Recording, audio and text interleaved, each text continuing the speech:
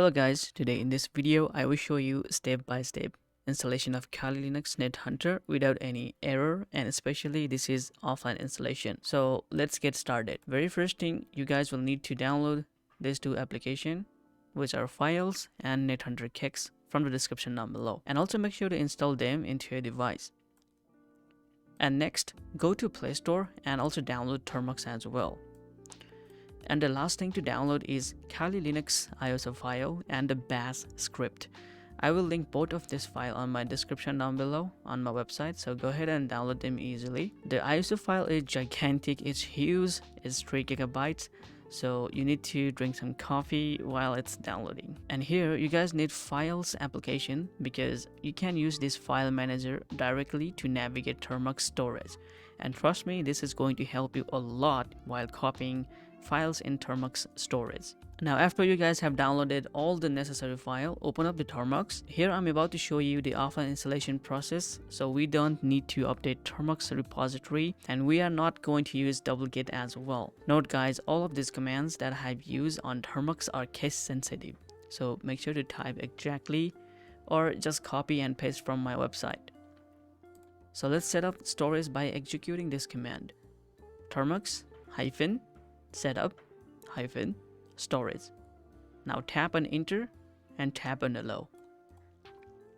Now type alias to confirm that you have set up the storage. Now as you guys have set up the storage, you guys need to go back and open up the file manager application and navigate to the downloaded folder, and then copy both of this file by tapping on 3-dot icon and then tap on copy to. Then tap on the burger icon, then you should see Termix. So tap on Termix again, then simply copy both of these files in the root directory of Termix. And now it's going to take some time, as you guys can see here. Now we have a both file pasted in Termix. You can also check from Termix by executing the ls command.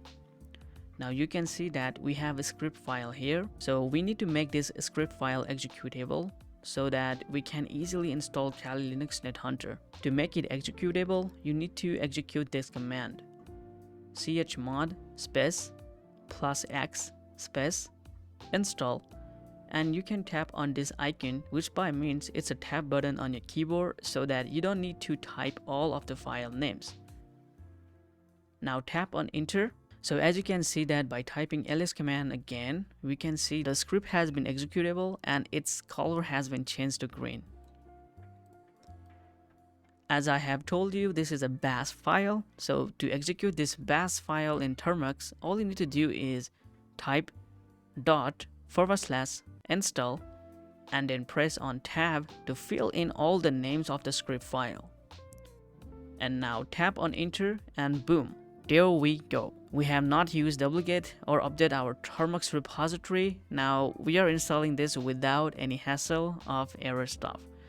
Right now the script is running to verify our ISO file, but this is also going to take some time, maybe a minute, so patience is needed here. And also don't turn off your screen and don't run any application in background. Let your phone remain still. Okay, now after you guys see those matrix lines, it's going to give you pop-up blue line question: existing image file found, do you want to delete the file and download a new one?